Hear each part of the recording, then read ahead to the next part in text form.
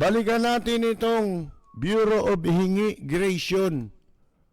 Ang sabi ipinag-utos daw ng tanggapang ito ang mahigit sa 2,700 Chinese national na lumabag sa kondisyon ng kanilang visa na lisanin na ang bansa. Madali lang yan, propaganda lang yan eh. Dito lahat propaganda eh. Gago ba kayo? Saan nyo hanapin yan? Uuwi pa ba yan? Saan mo hanapin yan? Kayo nagpapasok niyan eh. Di ba? Ngayon sasabihin mo, umuwi kayo. Paano yung nilabag nilang batas? Yung paglabag sa batas, may parusa yun eh. Kinukulong din yan, di ba? Ng immigration, ipoproseso. Tapos, i-deport mo. Asa na yun? Yung proseso ng deportation. Kundi mga gago ito, mga ito. Mga kaibigan. Ito'y puro ano na lang eh. Puro for public consumption ito. Niloloko. Kasi hindi naman lahat ng publiko nakakaintindi ng ganyan eh. Yung bang nag-overstay, basta mo sasabihin, oy, umuwi na kayo. Ano, bibili ng ticket. Tapos dadaan sa immigration. Pipikit yung immigration. Pag nakita niya yung passport, overstaying. Pipikit. Mga kaibigan, ganun ba ibig niyo sabihin? Mga gago. Kahit si Soriano, tanungin mo rito, mga kaibigan eh. Ano sasabihin yan? Di ba? Gago. Ayan po. Sabi nitong si Immigration Commissioner Jaime Morente, mula raw January to October, pinag-utos na nila na yung pagpapalayas dito sa 2,736 Chinese nationals dahil sa kanilang paglabag sa mga kondisyon ng visa upon arrival racket. Racket ito eh. Itong ginawang ito ng gobyerno ni Pangulong Digongyo na ang nakaimbento nito, yan sila Marinas. Ibinigay kay Aguirre, kaya napwesto si Marinas. Gumawa ng department order itong si Aguirre noon. Pero sinasabi nila suspendido raw yan noong January pa. Ba't ang daming pumapasok na in-check? At saka yan sinasabi yung 2,736. Gasino lang yan sinasabi, 4 na milyon ang in-check dito. May get. Di ba ang sabi ang in-check na nakapasok dito, simula nung naupo si Pangulong Digongyo, malaki pa sa populasyon ng Quezon City. Si Ka-Percy Lapid, bumabanat. Lapid Fire. Talagang puro kunyari itong mga ito. Alam nyo, kaya maniwala kayo sa akin. Lahat ng paraan, gagawin niya mga yan. Kaya ang daming diversionary tactic, di ba? Yang kay Parlade. Si Parlade, kunyari, ini-implicate niya sa MPA itong mga artista, di ba? Ang layo, di ba? Walang maniniwala, di ba? Sip mo, ibig mo sabihin pag MPA ka, mamumundo ka, di ba? Kasi labag sa batas yung gagawin mo. Ibig mo sabihin bibitaywan ni Catriona Gray yung corona niya. Para lang sumapi sa MPA, ganun din si Liza Soberano at saka si Angel Locsin. Kalukuhan ng mga pinagsasabi nito, kaya sabi ni Lacson masyado ka ng madaldal.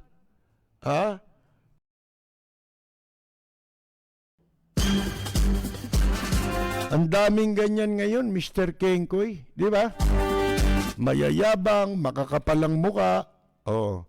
Isipin mo, pinagmamalaki nitong damuhong commissioner ng immigration na pinauuwi na raw nila, nananawagang umuwi na kayo dahil nilabag ninyo yung kondisyon sa inyong visa upon arrival.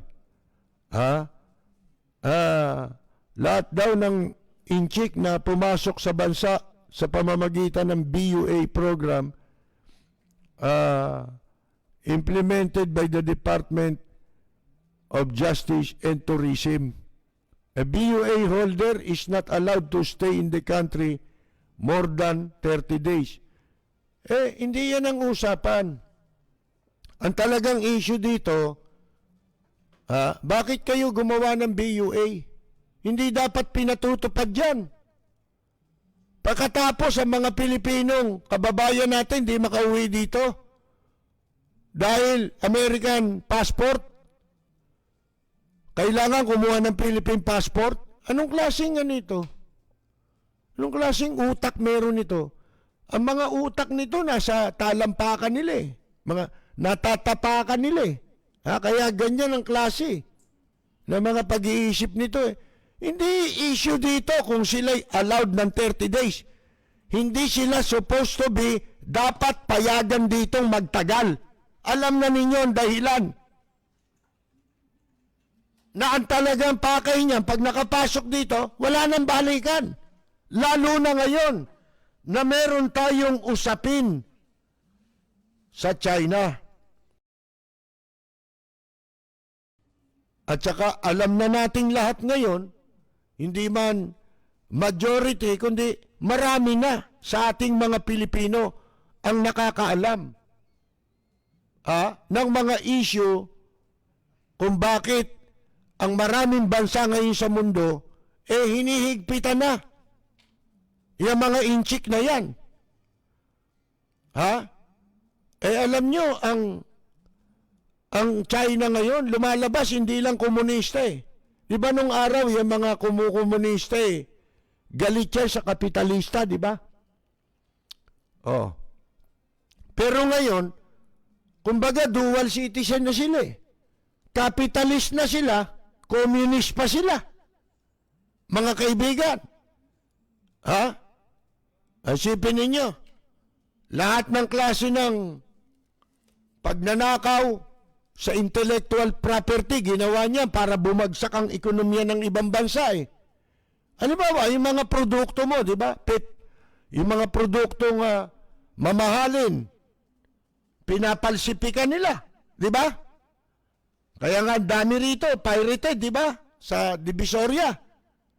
Pinapayagan pumasok. Pinababagsak ang ekonomiya ng mga bansa, ng mga kalaban, ng mga ibang bansa. Yung negosyo nila ninanakaw nitong mga inchik. Di ba? Kaya yung mga bansa na yan, katakot-takot na paghihigpit eh. Dati, yung mga taga-Japan na mahilig sa mga signature, mamimili dito sa Divisoria, dadalhin doon sa Japan o sa Amerika. Kasi mahal yung mga European-made na signature, mga branded. Ang gagawin, doon ibebenta. Pinapayagan pa nung araw eh. Hindi pa nahahalata eh. Nung nalaman na, kasi apektado na yung ekonomiya nila. Kaya ikaw pumunta ka raw sa China. Di ba dito sa atin uso yung buhaya, yung lakos? Di ba? Sa Hong Kong noon, hindi hindi pinapansin yung lakos. Sa Hong Kong original naman sa Hong Kong. Ang mas kilala ron yung Ralph Lauren. Di ba? Tsaka yung ibang brand. Pero yan lakos, hindi gaano yan. Pero pumunta ka sa mainland China, nakasuot ka ng original na Ralph Lauren, Pagpunta mo ng China, ikaw ang mahihiya. Bakit? Wala eh. Kapareho na eh. Di para kang loko-loko, nagsusuot ka ng mahal, mura lang pala nabibili ro sa China. Yung mga falsifikado. Kaya dumating yung pagkakataon, di ba, dadaan ka ng airport, di ba? Airport. Dala-dala mo yung mga pinamili mo para ibenta mo ron o parregalo mo sa ibang bansa na peke. Kaya itong mga malalaking negosyo na yan, nagigpit yan. Meron na sila ngayon sa airport yung idadaan yung ano mo, parang scanner. Idadaan kung malalaman kung yung dala mo, halimbawa Louis Vuitton, malalaman kung original o hindi eh. At pagka hindi, kukumpiskahin sa'yo. Kasi yun, violation ng ano yun eh, intellectual property law, mga kaibigan. Pero dito sa atin, rampant. Pinapayagan natin niya, samantalang tayo, kasama sa dapat nagpapatupad nung batas na yun. Yung IPR. Mga kaibigan, di ba? Kaya nagigpit, paano nalulugi sila? Kaya minsan naisama tayo sa Hong Kong, nagpunta kami dyan. Naiwan ako sa labas dahil yung kasama ko, bibili siya doon sa Louis Vuitton. Doon yung Louis Vuitton, pipila ka. One at a time ang pasok doon, hindi pwedeng, basta gusto mong pumasok, papapasukin ka na. Binibilang nila ang tao sa loob. Halimbawa, 5 lang ang pwedeng pumasok.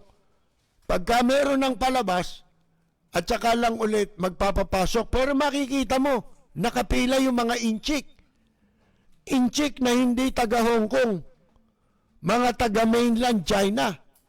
At nagulat ako nung nakapasok na kami, pinapasok na ako, nakita ko yung mga inchik. Di tinitignan ko yung halaga ng mga produkto, ang mamahal. Naku po, mga kaibigan, nagkakahalaga mga maliliit na bag lang 50,000. Ang pinakamura, mga 30,000, ganun. Naku po. Makikita mo yung mga mainland Chinese. Kung bumili, 3. Sobra-sobra. Bawat isang item,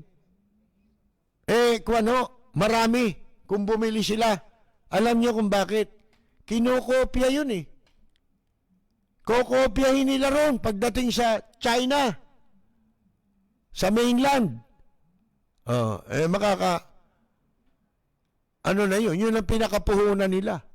Yun ang pinaka-investment nila sa negosyo. Kasama yun. Bumili ng original, tapos, pagdating sa China, pipikein. Alam na natin lahat yan. Lalo-lalo na sa issue sa pangangamkam ng ating mga teritoryo dito sa ating bansa. Walang preno kung bumatikos. Malalim at makatwirang komentaryo. Mag-ingat ang mga politikong gumagawa ng kalokohan at baka kayo ay tamaan ng Rapid Fire! Bueno, mga kaibigan, wala na malapit na November. Yung mga ating kapatid na musicians, meron tayong second trance. Hindi man tayo gobyerno, pero maliit na halaga, mag-aambag tayo dahil kailangan ito. Galing din ito sa ating mga well-meaning, concerned listeners. Karamihan po sa abroad. Meron din dito sa Pilipinas. Talagang handa silang tumulong Kaya natupad yung ating nais na mangyari na magkakaroon ulit tayo ngayong November. Pagpapatuloy natin yan. At kung mapapaabot natin ng Disyembre, bakit ba hindi? Di ba? Ang kailangan natin lahat, yun yung sinasabi natin eh. Tayong lahat, dumadaan tayo sa krisis na ito. Pero dapat, ang isip natin, sa ganitong pagkakataon, maisip din natin na dapat lahat tayo makatawid dito sa pinagdadaanan nating krisis. Pare-pareho lang ho tayo dumadaan sa krisis. Kaya lang, ang marami sa gobyerno, sabi ko nga sa inyo, kumbaga nakasakay tayo sa bangka, kung 5 tayong nakasakay sa bangka, dapat may 5 tinapay. Kasi isa lang ang paroroonan natin. Di ba? Ang pupuntahan natin isa lang eh. Ang tatawirin natin isa lang. Mga kaibigan, dapat yung 5 tinapay, tigi-tigisa sa 5 nakasakay sa bangka. Ang gusto mangyari ng gobyerno, yung 4 na tinapay, kanya. Yung isa, dun sa 4. Ganun ho eh. Mga kaibigan eh. Hindi tayo ganun mag-isip. Diba? Sana, kung yung iba may magagawa, kasi ang ginagawa ng iba, siyempre, survival ito. Wala naman tayong magagawa doon. Gumagawa sila ng parang, concert, pero para sa sarili nila yon. Hindi nila maibahagi sa iba yon. Siyempre, sarili nila. Hindi katulad ng ating programa, para sa lahat ho yun. Hindi nga kami kasali ron eh. Diba? Ang pinaka tulay itong ating programa. At gaya ng sinasabi ko, magtiwala kayo yung mga tumulong dito. Alam namin kung gaano ka busilak ang inyong puso. Ang totoo, hindi natin sila pare-pareho kamag-anak. Ang marami dyan, hindi natin kakilala personal. Pero nagawa natin pare-pareho yun na makatulong tayo sa ating mga kapwa. At maraming salamat po doon sa mga tumutulong. Wala na ho, yung mga iba-ibang bigay-bigay, hindi ko na ho inaano yun. Hindi natin alam kung ano yun eh. Basta tayo, nagbigay tayo ng tigwa 1,000, umabot tayo sa mahigit 150 ngayong October. Lumagpas pa. So, tapos na ho tayong mamigay dito po sa October. Sisimulan natin magpadala ulit sa after November 7. Kasi November 7, ano yun? Sabado, no? 8. Sa November 9 ulit mag-uumpisa para sa second tranche ng ating ayuda para sa mga musicians, entertainers na nawalan ng trabaho, mga kaibigan. At nagpapasalamat tayo sa itaas. Hindi niya tayo binigo sa ating nais na makapagbigay muli para sa buwan ng November. Siyempre, ang pasalamat natin dyan unang-una sa itaas.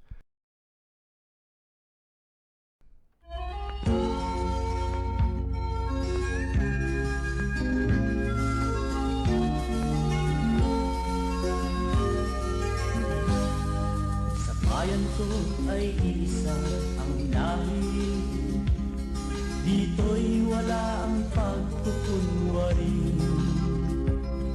Hindi padagay, sadyang kilala sa daigdig, may pagkakaisa sa bawat nais. Magandang yumaga, Commissioner Jaime Morente. Mahal sa'yo,